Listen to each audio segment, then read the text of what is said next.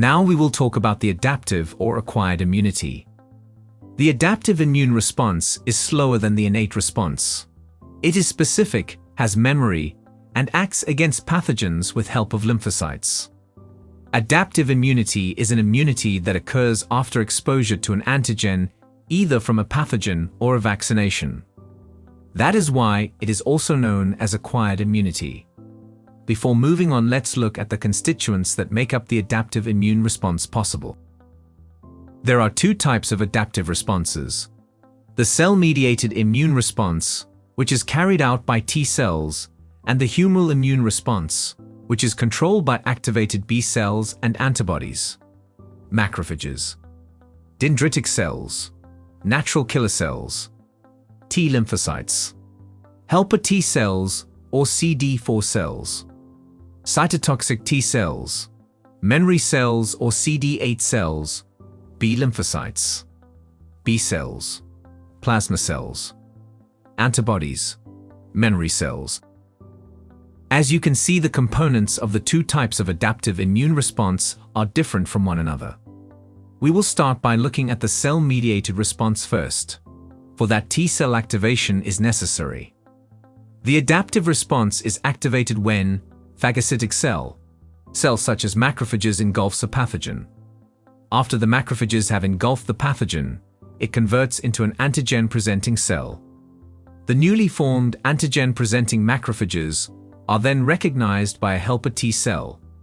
The process of T cell activation requires recognizing of antigen that is associated with molecules on the surface of cells called major histocompatibility complex, MHC, molecules.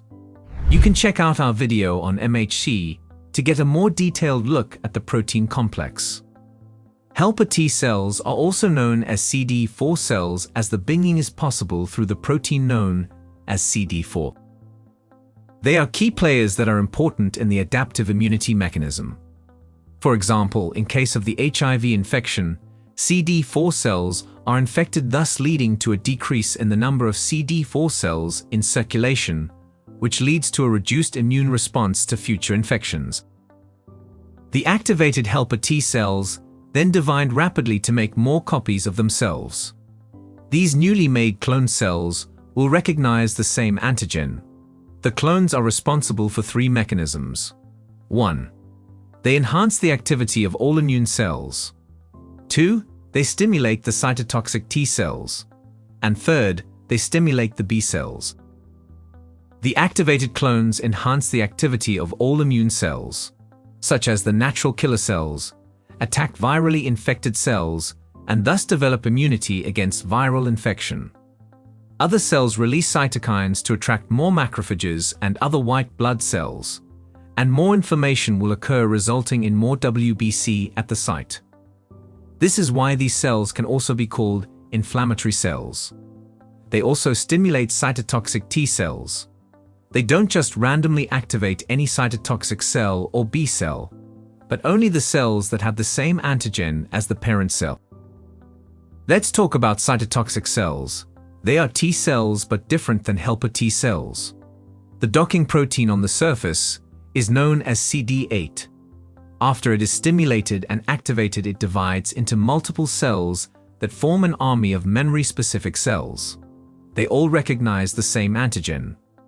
The cytotoxic cells can directly destroy the pathogen that has the recognizable antigen. They can indirectly destroy virally infected cells by eliciting apoptosis. Memory cells are also made at this point that recognize the same antigen and is stored to fight off future infection.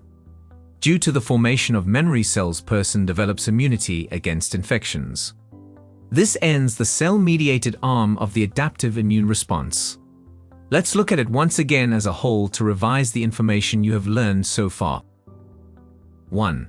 Enhancement of immune cell activity. 2. Stimulation of cytotoxic T cells. 3. Stimulation of B lymphocytes. The humoral-mediated immune response is carried out by B lymphocytes. B cell activation occurs upon the interaction of the B cell antigen receptor, BCR, with CD4 T cells, leading to cell activation. Once activated, the B cells rapidly divide. They have the same antigen on the cell surface as the one that was first presented on the macrophage. These activated cells differentiate into plasma cells. Plasma cells are large and secrete soluble immunoglobulins or antibodies. These antibodies are specific and bind with the pathogen that has a recognizable antigen. Antibodies work in two ways. One, they inhibit the pathogenic activity and draw the macrophages. As we know, macrophages eat up the pathogen through phagocytosis. This is the humoral-mediated arm of adaptive immunity.